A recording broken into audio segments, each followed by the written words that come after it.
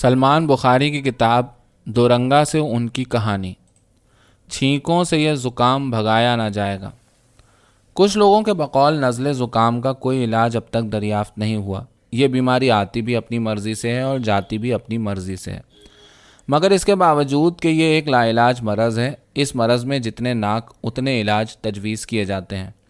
میرے عزیزوں میں سے ایک چھکن صاحب کو اس بار جب نزلے کی شکایت ہوئی تو سب عزیزوں نے انہیں مختلف طرح کے علاج ٹوٹ کے اپنے حساب سے بتائے، مگر چھکن صاحب کا نزلہ تھا کہ تھمنے کا نام نہ لیتا تھا۔ موصوف نے جب مجھ مسکین سے رابطہ کیا تو ہم نے بھی اپنے گزشتہ نزلی تجربات کے حساب سے انہیں نزلہ بھگانے کے لیے مختلف خاندانی ٹوٹکے اور تراکیب بتائیں۔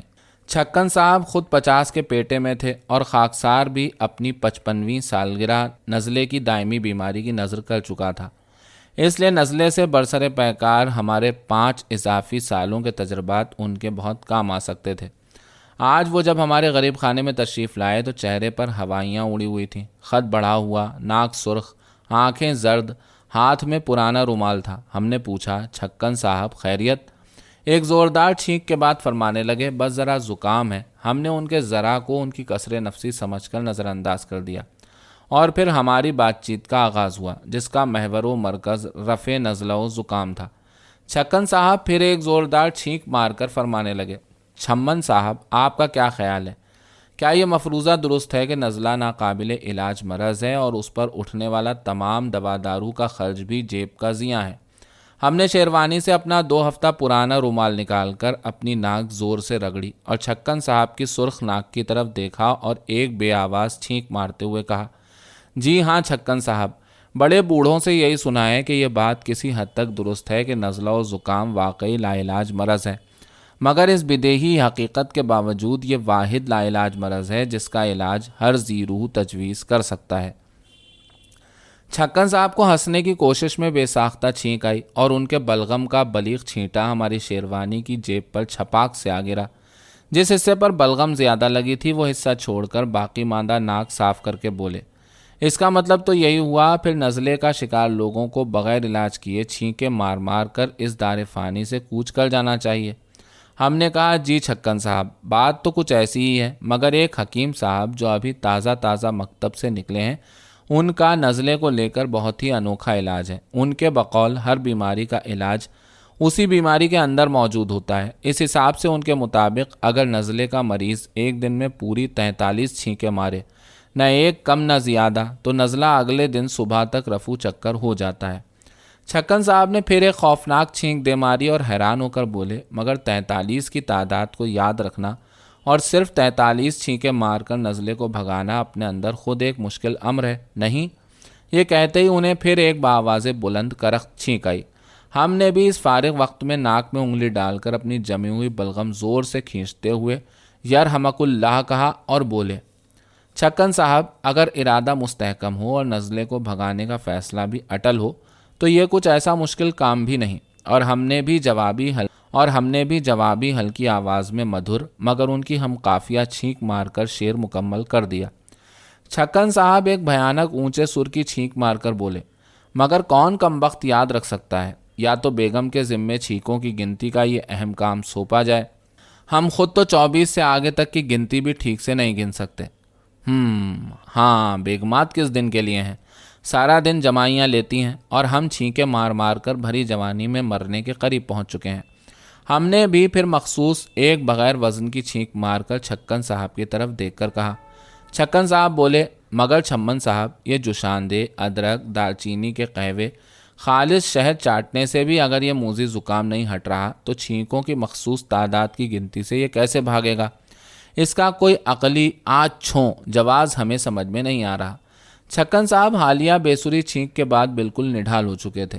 ہم نے فوراً ادب سے اپنا پرانا سوکھا بلغمی رومال انہیں ہدیہ کیا اور حوصلہ دیا کہ وہ اس مشکل زکامی گھڑی میں ہمت نہ ہاریں اور علاج پر توجہ دیں۔ چھکن صاحب نے ہمارے رومال سے اپنی ناک زور سے نچوڑتے ہوئے رومال تازہ بلغم سے بھر کر ہماری جانب مسکرا کر لوٹا دیا۔ ہم نے بھی اسے فوراً سلیقے سے بند کا بند اپنی شیروانی کی جیب میں زبردستی گھسیڑ دیا۔ تو پھر کل سے اس نئے علاج کو شروع کیا جائے۔ ہم نے شیروانی کے ایک بازو سے اپنی ناک صاف کرتے ہوئے چھکن صاحب کی ناک کی طرف دیکھتے ہوئے کہا۔ چھکن صاحب ہمت کر کے بولے، आज छो छम्मन साहब, आज छो। अब हम चलते हैं, अभी आपकी भावच को भी कायल करना है ताकि वो 43 छींकों की गिनती करने पर कबूल है बोल सकें। छक्कन साहब घर पहुंचे और बेगम के करीब जाकर बोले, सुरैया बेगम आज छो। बेगम के सुरमई नए रंगे दुपट्टे पर हर तरफ बलगम जा गिरी। हाय हाय परे हटो, सारा दुपट्टा सत्यानाश कर डाला, कल ही रंगवाया था। सुनो तो बेगम, छम्मन मियाँ ने हमें ज़ुकाम का दायमी आज छो इलाज बता दिया, बस तुम्हें हमारी ज़रा आज छो मदद करनी होगी। मैं और क्या करूं, 3 दिन से अदरक दालचीनी के कहवे जुशांदे बना बना कर सारे बावर्ची खाने को मतब बना डाला, और क्या मदद करूं मैं अब। सुरैया बेगम भिन्ना कर बोली, बस तुम्हें कल सुबह से 6 आज छो छींकों की गिनती करनी है। अगर ता तन आज छो 43 छींकें हमने किसी तरह मार डाली तो इस मुँह ज़ुकाम से हमेशा निजात छो मिल जाएगी। सुरैया बेगम हंसते हुए बोली, मगर छींकों से तो ज़ुकाम बढ़ता ही है, और अगर मारने का मुसम्मम इरादा कर ही लिया है तो 43 क्यों 46 क्यों नहीं, 6 से छींक 6 से 46, ठीक है ना। छक्कन साहब ने फ़ौरन लुकमा दिया और 6 से छक्कन। सुरैया बेगम बोली, हाँ और क्या, और बेख्तियार हंसने लगी। हाँ यही तो, मुझे लग रहा है ये किसी सरफिरे नीम हकीम ने आपको और छम्मन मियाँ को इलाज के नाम पर ठग लिया है। बस बस, जो हमने कहा उस पर आज छो अमल करो। छक्कन साहब ने निस्बतन कम आवाज़ की बगैर रदीफ की छींक मारते हुए इस बार बुझे अंदाज में कहा। अगले दिन सुबह सवेरे ही पहली निहार मुंह छींक से जब उनकी आंख खुली तो साथ ही ख्वाब खरगोश के मज़े लेती बेगम पर नज़र पड़ी। फ़ौरन कांधे को हिलाया और ज़ोर से दूसरी छींक उन्हीं के मुंह के पास दे मारी। बेगम के मुंह पर जगह जगह फव्वारे की तरह नज़ला जा गिरा। वो भौंचाई हुई उठी और गुस्से में बोली, क्या बौला गए हैं आप, सुबह सुबह बलगमी थूक से नहला दिया मुझे, आख थू। बेगम 2 आज छो 3 हो गई, कहीं लिख लो। बेगम ने साथ पड़ी डायरी पर छींक ज़रब 3 लिखकर 3 लकीरें खींच दी। इस दौरान छक्कन साहब टट्टी के लिए घुस गए। अंदर से ज़ोरदार आवाज़ आई। बेगम ने ज़ोर से पूछा, क्या 4? बोले नहीं, ये कुछ और था, आज छो 5। इस दौरान बच्चे भी उठ गए।